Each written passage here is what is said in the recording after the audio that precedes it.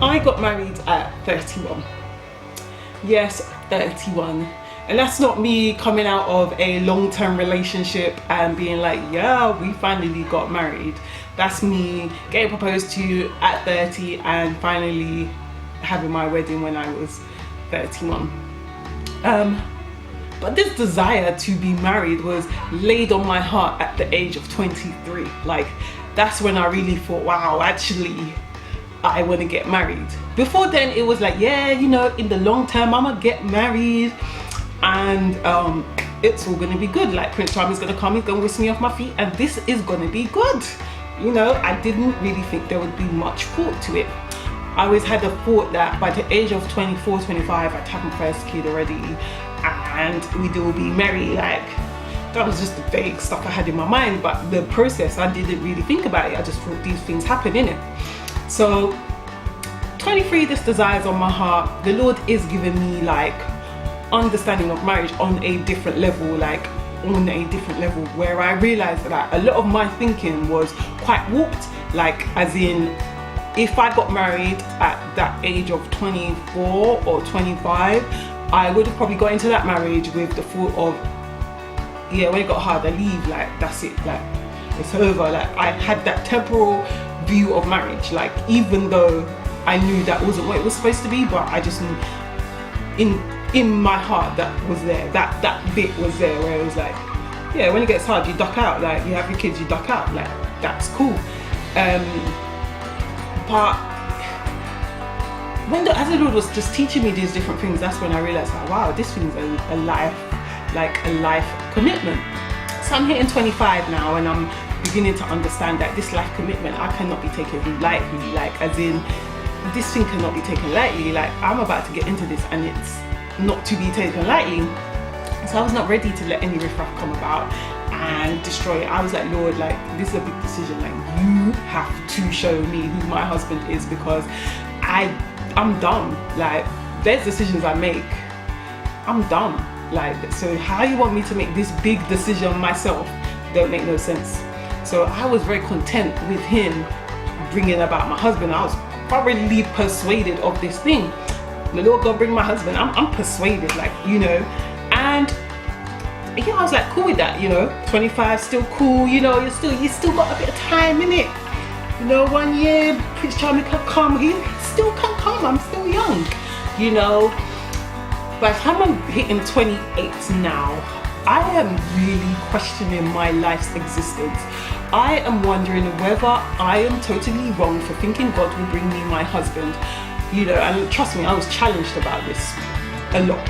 I was challenged about this, and questioning what else I was doing wrong, questioning whether I was just ugly, whether I was just not good enough, like whether someone just didn't want to be with me. Like, I just started feeling like I wasn't good enough to be with anyone, you know.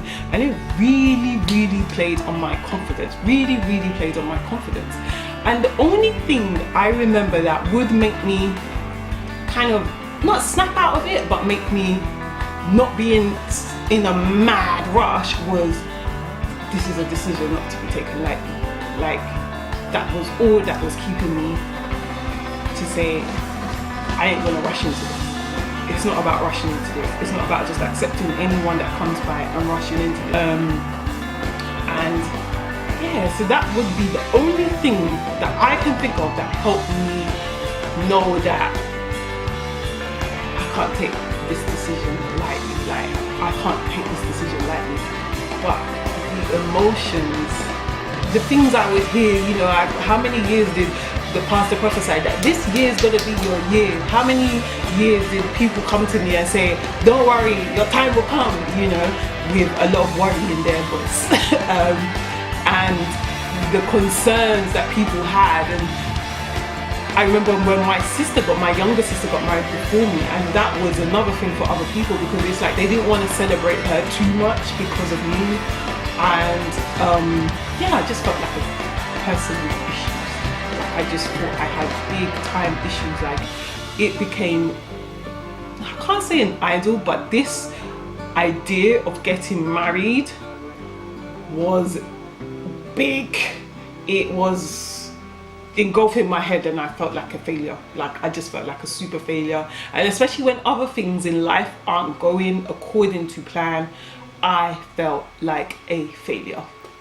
And now I'm married. Like when I tell you, the whole thing just happened so fast, and how it happened was just like, I would not be able to write my story. Like I would not be able to write my story. When I say my story to people, it's like super romantic, and yeah, when you're going through it, it's not romantic, but when you reiterate the story, it's like really romantic, and I just know I wouldn't have been able to write it. But it did make me think, like, what kept me on my journey? What kept me saying this is cool? Like this is like, what can I say to someone else that who's single, like is older, single, and thinking my world is coming to an end because I'm not with someone, and you're thinking to them that don't worry, like do not worry. But you've heard it all before. You've heard it. This year's going to be your year. You've heard that one as well, isn't it? You know, don't worry, your time will come. Fix your hair, change the way you dress, go out and do this. Like you've probably heard all the advice out there, and stuff still ain't happening. Yeah, so I just thought, like, how do you stay on this track? Like I can't even say I got some advice. So I thought the next book of the book club has to be for you singles.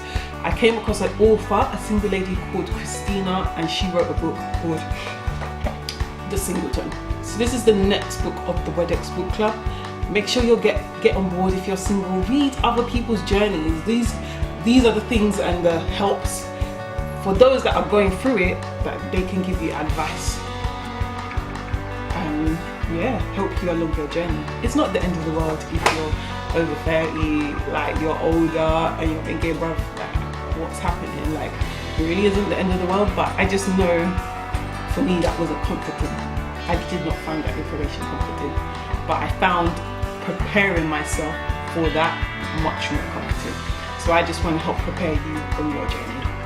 So make sure you get your book. I'll leave all the links in there.